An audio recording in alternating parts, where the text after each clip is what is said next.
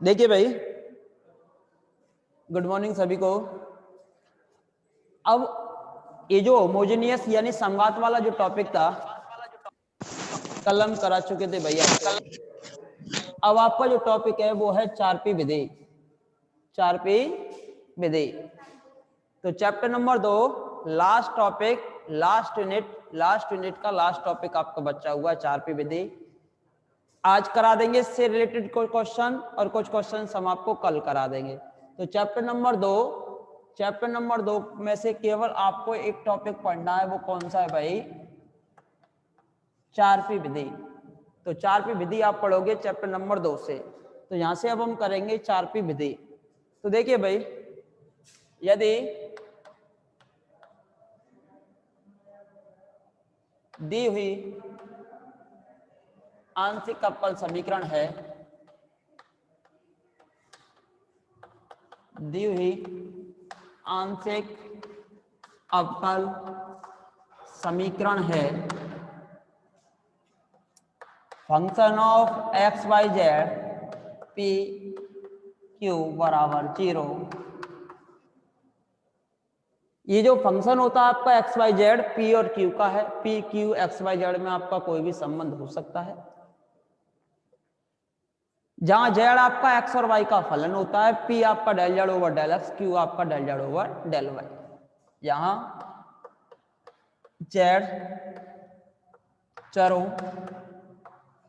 X तथा y का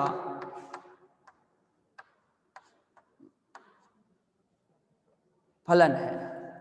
जहां जेड जो है चरों एक्स तथा वाई का क्या है भाई? फलन है।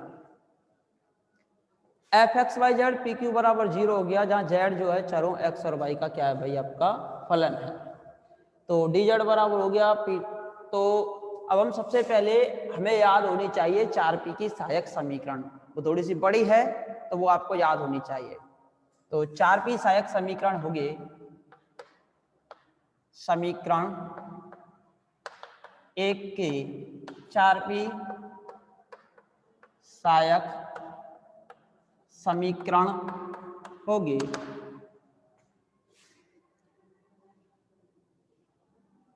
dx dy dz dp dq। ऐसे याद रखोगे आप, dx dy dz dp और dq। dx dy dz dp dq। dx बराबर होता है आपका del f over del x plus का p del f over del z. Del f over del x plus का p del f over del z. Del f over del x, देखो साफ लिख देते हैं, dx upon del f over del x plus का p del f over del z. ऐसे dy बराबर होता है आपका del f over del y plus का q del f over del z. ये होता है आपका डेल एफ ओवर, ये होता है माइनस का p del f over del z, so del p minus का q del f over del q, ये माइनस का p del f over del p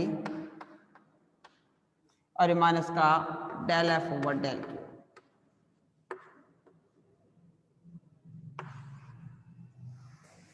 minus का del f over del p minus का del f over del q।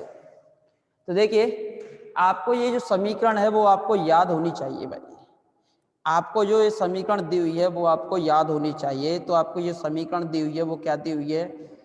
जो भी समीकरण है तो dp upon dp dq dz, sorry ये गलत लिख गया है, ये dp होता है, ये dq होता है, ये dz और ये आपका dx और ये आपका होता है dy।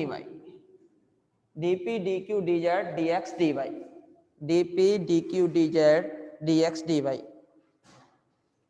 Del f over del x p del f over del z, del f over del y plus q del f over del z, minus का p del f over del p minus का q del f over del q minus del f over del p minus के del f over del q. dp dq dz dx dy, dp dq dz dx dy, इसे कहते हो आप 4p सहायक समीकरण। 4p सहायक समीकरण, इनमें से समीकरण एक और इनमें से किन्हीं दो भिन्नों को हल कर आप p और q का मान निकालोगे। किसका मान निकालोगे? p और q का। तो हम क्या करेंगे, समीकरण एक और समीकरण दो, समीकरण दो में आपको दो भिन्न दी हुई हैं, 5 भिन्न हैं। इन पांचों भिन्नों में से किन्हीं दो भिन्नों को हल कर आप p और q का मान निकालोगे। किसका मान निकालोगे?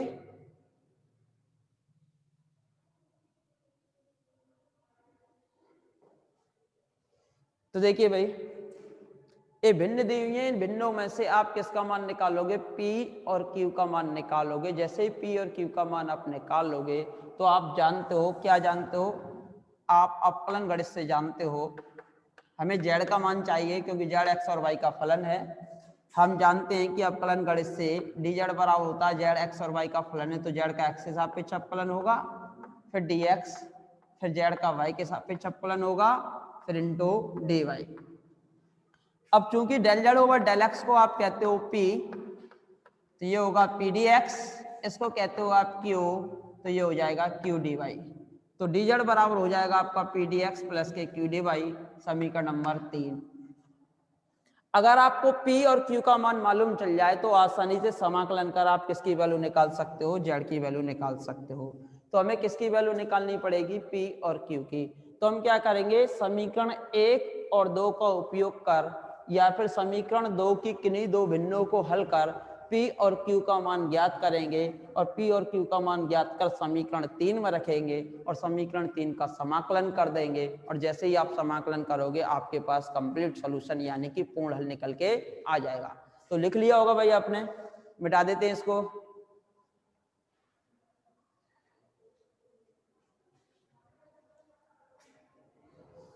तो वीडियो अटक रही है तो इसका तो हम भी कुछ नहीं कर सकते, कुछ नेटवर्क प्रॉब्लम आ रही होगी भाई। टेक्निकल टीम से कहते हैं वो थोड़ा नेटवर्क की तरफ ध्यान दे, तो हम देखते हैं, प्रयास करते हैं कि आपकी वीडियो अटके नहीं। तो अब तो शायद लगभग क्लियर आ रही होगी।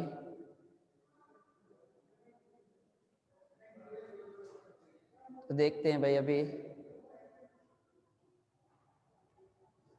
तो देखिए भाई, दी हुई आपकी आंशिक अवकल समीकरण थी F x by Z p q बराबर 0, जहाँ जेड जो है आपके चरों एक्स और वाई का क्या है भाई? फलन है। तो समीकरण 1 की 4p सहायक समीकरण आपको याद होनी चाहिए। वो क्या होती है? dp upon del f over del x plus के p del f over del q बराबर dq upon del f over del y plus के q del f over del z बराबर dz अपॉन माइनस का p del f over del q minus के q del f over del q बराबर dx upon minus के del f over del q और dy upon minus के del f over del q. ये del f over del p था। परंतु आप अवकल गणित से जानते हो dz बराबर होता है आपका del z over del x into d x, del z over del y into d y, क्योंकि z जो है आपका x और y का क्या है? फलन है। तो dz ओवर dx को आप लिखते हो p, del z over del y को आप लिखते हो q, तो dz बराबर हो गया आपका p dx प्लस के q dy। dz बराबर हो गया आपका कितना? p dx प्लस के q dy। अब dz बराबर हो गया आपका p dx प्लस के q dy, तो हम क्या करेंगे, समीकरण 2 की किन्हीं दो भिन्नों को हल कर और समीकरण 1 का उपयोग कर आप p और q का मान निकालोगे और समीकरण 3 में रख दोगे। तो देखिए भाई, समीकरण 3 में रख देंगे। इस प्रॉब्लम को देखो बच्चों, बार बार शिकायत कर रहे हैं।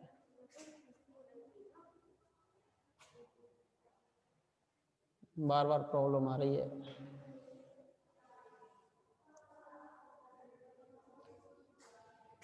समीकरण 2 की किन्हीं भिन्नों को हल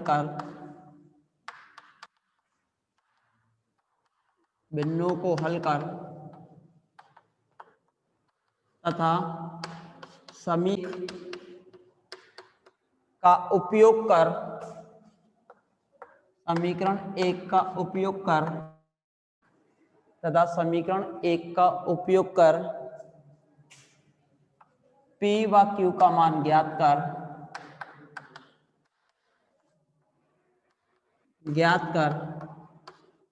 समीकरण 3 में रखकर समाकल कर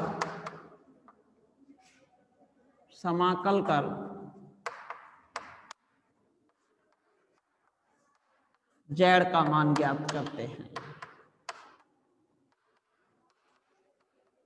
Z का मान ज्ञात करते हैं। तो देखिए भाई, आप क्या करोगे, सबसे पहले हम क्या करेंगे, इसमें से dz बराबर होता है आपका pdx प्लस q dy। आपको p और q की वैल्यू निकालनी होगी। p और q की वैल्यू निकालने के लिए आपको लांगराज सहायक समीकरण याद होनी चाहिए। तो हम लांगराज सहायक समीकरण से p और q की वैल्यू निकालेंगे और समीकरण 1 का उपयोग करके इसमें रख देंगे और इसका हम कर देंगे समाकलन, और समाकलन कर z का मान निकाल देंगे। जैसे ही हमारे पास z का मान आ जाएगा तो वही आपका पूर्ण हल होगा। क्या होगा, z का मान ज्ञात करते हैं, जो कि दिए हुए अवकल समीकरण का पूर्ण हल है, जो कि दी हुई अवकल समीकरण का पूर्ण हल है,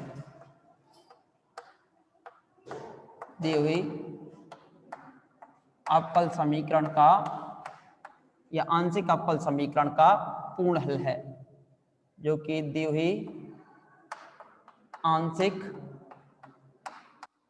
अवकल समीकरण का